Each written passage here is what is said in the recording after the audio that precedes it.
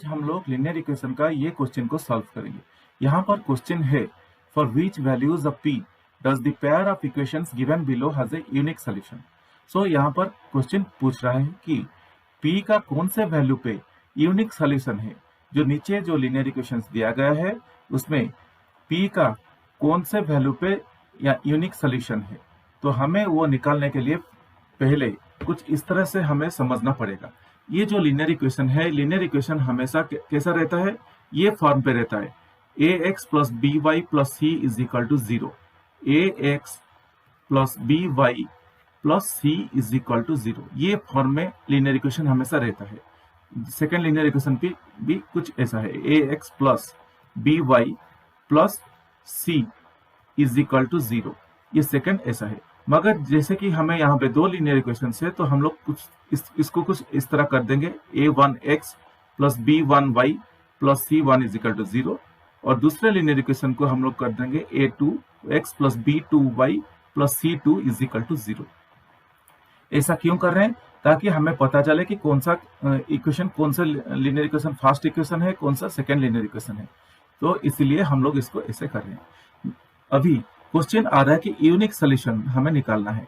कौन से value p का वैल्यू के ऊपर हमें यूनिक सॉल्यूशन मिलेगा, ये निकालना है। यूनिक सॉल्यूशन के लिए हमें पता है कि कंडीशन क्या होता है। अगर आप लोग यहाँ पे नीचे देखेंगे, यहाँ पर अगर नीचे देखेंगे तो मैं यहाँ पर पोस्ट कर रहा हूँ कंडीशंस क्या होता है।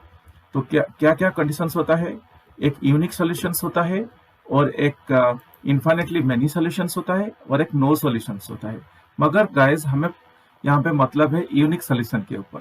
तो यूनिक सॉल्यूशंस कहाँ पर कैसा होता है, अगर a1x plus b1y plus c1 is equal to 0 and a2x plus b2y plus c2 is equal to 0, ये दोनों पेयर ऑफ लीनियर इक्वेशन में यूनिक सॉल्यूशंस कब होगा। अगर आप यहाँ पे a पॉइंट को देखेंगे, a पॉइंट पे क्या है, when a1 by a2 is not equal to b1 by b2 then we will get unique solutions. अगर a1 by a2 is not equal to b1 by b2 तभी हमें unique solution मिलेगा guys.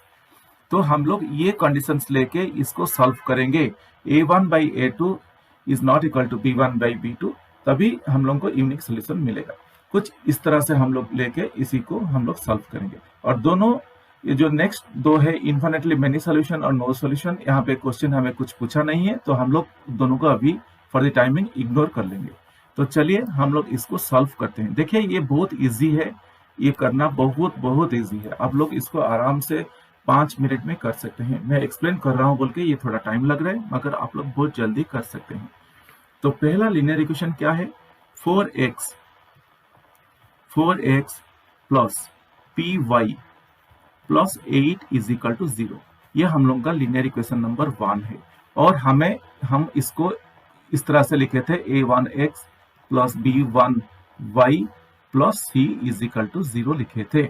तो अगर आप हम लोग कंपेयर करेंगे ये जो 4x plus py plus 8 is equal to 0 किसके साथ कंपेयर करेंगे, a1x plus b1y plus c is equal to 0, तो हमें पता चल जाएगा कि ये 4 है a1, ये जो p है ये हम लोगों का b1 है, और ये जो 8 है हम लोगों का c1 है।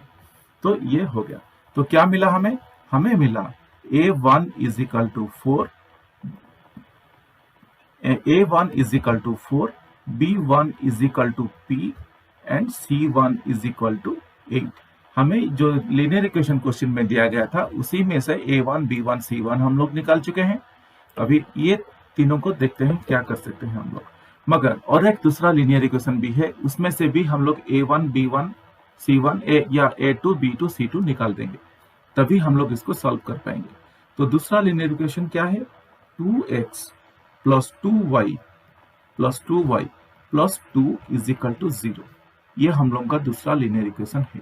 और ये इक्वेशन कैसा है, a2x plus b2y plus c is equal to 0। मगर गाइस इसको a2 b2 c2 निकालने से पहले मैं इसको और थोड़ा आगे सिंप्लीफाई कर लेता हूँ। कैसे सिंप्लीफाई मैं करूंगा, यहाँ पे अगर आप लोग देखेंगे, यहाँ पे अगर आप लोग देखेंगे तो यहाँ पे क्या हो रहा है, यहाँ पे 2x 2y प्लस 2 है, तो क्या है 2 कॉमन है यहाँ पे, तो मैं 2 को निकाल लेता हूँ, कॉमन निकाल लेता हूँ। x प्लस y प्लस 1 अगर मैं 2 कॉमन निकाल लूंगा इज इक्वल टू 0 हो गया। फिर इसको अगर मैं थोड़ा आगे सॉल्व करूंगा तो ये हमें मिल जाएगा x plus Y plus 1 is equal to 0 divided by 2। कैसे डिवाइडेड बाई 2 हो गया?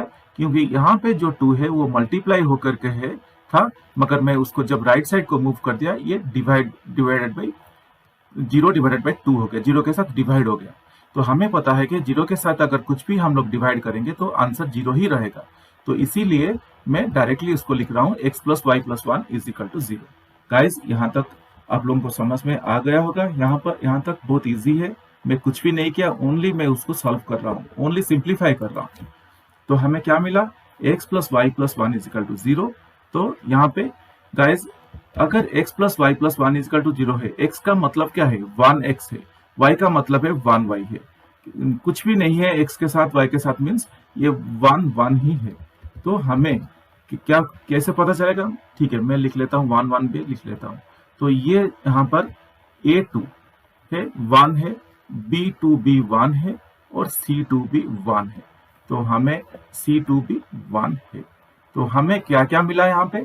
A2 is equal to B2 is equal to C2 is equal to A2 हमें 1 मिला, B2 हमें 1 मिला, C2 हमें 1 मिला।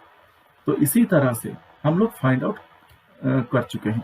मगर गाइस आप मैं जैसे कंडीशन आपको बोला था, अगर फिर से एक बार रेफर कर लेंगे, कंडीशन क्या था? यूनिक सोल्यूशन के लिए कंडीशन था A1 by A2 is not equal to B1 by B2। अभी हम लोग A1 बाई A2 निकालेंगे, फिर B1 बाई B2 निकालेंगे। अगर ये दोनों इक्वल नहीं है तो हमें यूनिक सोल्यूशन मिलेगा। तो हमें पता है कि यूनिक सोल्यूशन के लिए ये कंडीशन है, हम लोग थोड़ा उल्टा करेंगे इसको।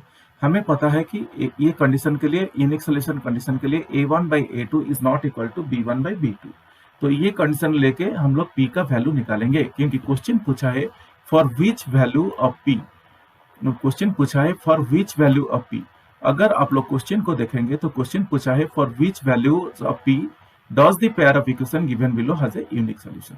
तो हमें P का वैल्यू निकालना है ये कंडीशन लेके। तो गाइज हम लोग इसको अभी बहुत आसानी से भी आगे सॉल्व कर देंगे। तो हम लोग क्या करेंगे, अभी देखिए यहाँ पर अभी for unique solution, for unique solution, for unique solution हमें पता है कि कंडीशन क्या होता है? कंडीशन होता है A1 by A2 is not equal to B1 by B2। ये कंडीशन होना चाहिए, A1 by A2 is not equal to B1 by B2। अभी हम लोग A1 का वैल्यू रिप्लेस कर लेंगे, B1 का वैल्यू रिप्लेस कर लेंगे, A2 का वैल्यू रिप्लेस कर लेंगे, B2 का वैल्यू रिप्लेस कर लेंगे। अगर हम लोग अभी रिप्लेस करेंगे तो हमें सॉल्व करने में आसान हो जाएगा और आंसर भी आ जाएगा।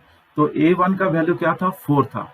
अगर आप लोग ऊपर जाके देखेंगे, वीडियो को थोड़ा ऊपर लेके बैक रिवर्स करके देखेंगे तो आपको A1 का वैल्यू 4 पता चल जाएगा। और A2 का वैल्यू हमें 1 मिला था, और मैं इसको is not equal to B1 by B2। तो B1 का वैल्यू था P और B2 का वैल्यू था 1। तो 4 बाई 1 क्या होता है? 4 ही होता है, और is not equal to P by 1 P। तो हमें पता है कि P is not equal to 4। तो हमें क्या मिला? That means which implies P is not equal to 4। तो इससे हमें पता चल जाता है कि so for all values of P except 4, when P is not equal to 4 हमें यूनिक सोल्यूशन नहीं मिलेगा। so हमें क्या लिखना है? for all values of P except 4 the given pair of linear equation will have a unique solution। एक की value इलावा, like P when P is not equal to 4, so जब P 4 नहीं होता तभी सारे के सारे कंडीशन में हमें यूनिक सोल्यूशन मिलेगा, accept P is not equal to 4। मैं लिख लेता हूँ कंक्लूजन, ताकि हमें थोड़ा आसान हो जाएगा और आप लोगों को भी समझ में आ जाएगा। ये थोड़ा कंफ्यूजिंग है, तो आप लोग थोड़ा इसको ध्यान से देखिए। तो हमें क्वेश्चन पूछा था कि for which values of P the given solution is not having a unique solution. तो हमें यहाँ पर क्या किए, हमें तो सब कुछ निकाल दिए, मगर हमें मिला क्या मिला? When P is not equal to 4 हमें यूनिक सोल्यूशन मिलेगा। तो तब कब तक मिलेगा? जब तक P is not equal to 4। तो हम लोग क्या लिखेंगे? So for all